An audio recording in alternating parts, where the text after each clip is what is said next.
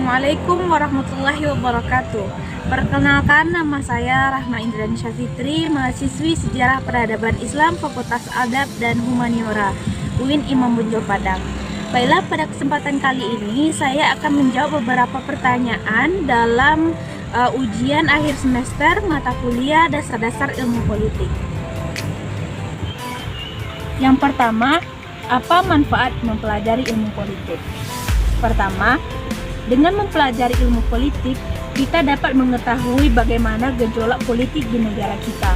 Yang kedua, dengan mempelajari ilmu politik, kita dapat memberikan opini serta pendapat kita.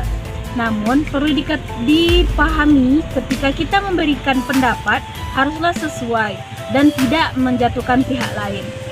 Dan ketika kita memberikan opini yang tidak sesuai, kita bisa saja berurusan dengan pihak berwajib. Yang ketiga, dapat dijadikan pelajaran serta nilai-nilai penting dalam politik.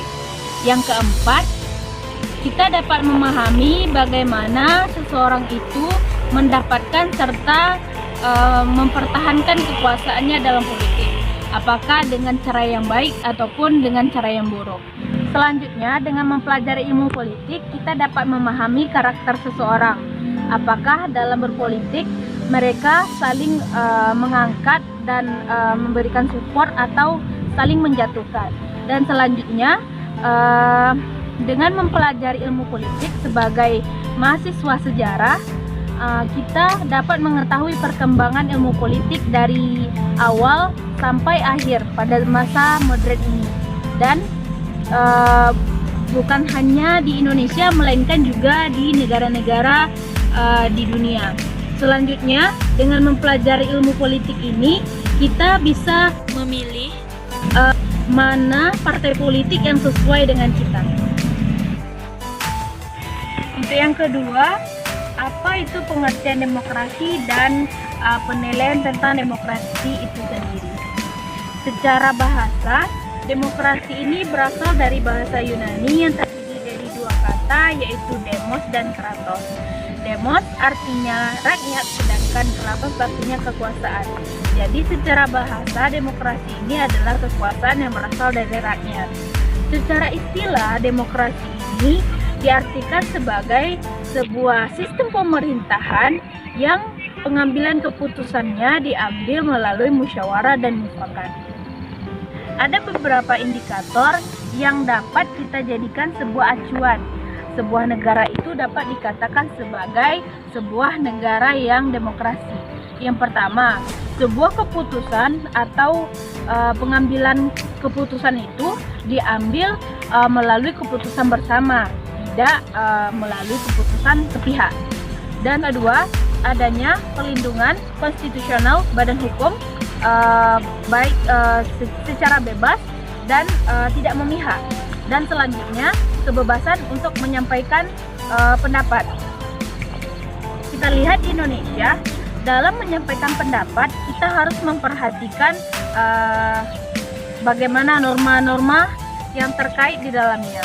Seperti di Indonesia ini kita diikat oleh kultur, sedangkan di negara-negara barat, contohnya di negara Amerika Serikat, jadi ketika menyampaikan pendapat, mereka pendapatnya sebebas-bebasnya. Dan selanjutnya, kebebasan berserikat, kebebasan untuk berkumpul dan mendirikan sebuah organisasi. Dan selanjutnya, kebebasan untuk hidup. Selanjutnya, penilaian terhadap demokrasi itu sendiri. Jika kita melihat dari indikator-indikator yang telah disebutkan sebelumnya, kita kaitkan dengan negara kita di Indonesia, yang mana demokrasi yang seharusnya diputuskan melalui keputusan bersama, namun pada kenyataannya lebih kepada keputusan satu pihak. Dan selanjutnya, dalam kebebasan untuk berpendapat, banyak rakyat Indonesia ini tidak diberikan peluang untuk menyatakan pendapatnya. Dan adanya pelindungan hukum yang tidak memihak dan bebas. Seperti yang kita lihat di Indonesia, hukum itu tumpul ke atas, runcing ke bawah. Selanjutnya, pertanyaannya, apa pengertian dari partai politik dan bagaimana pandangan saya terhadap partai politik di Indonesia. Sebelumnya kita perlu memahami perbedaan antara partai politik dan ormas. Ada satu hal yang mendasar yang membedakan antara partai politik dan ormas.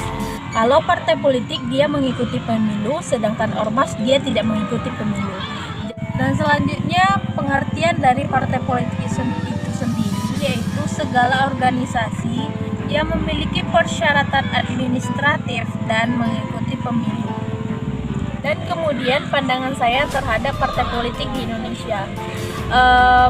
Menurut saya pribadi, dalam dunia perpolitikan antara satu parpol dan parpol yang lainnya, hal yang lumrah untuk saling menjatuhkan karena mereka saling berebut kedudukan.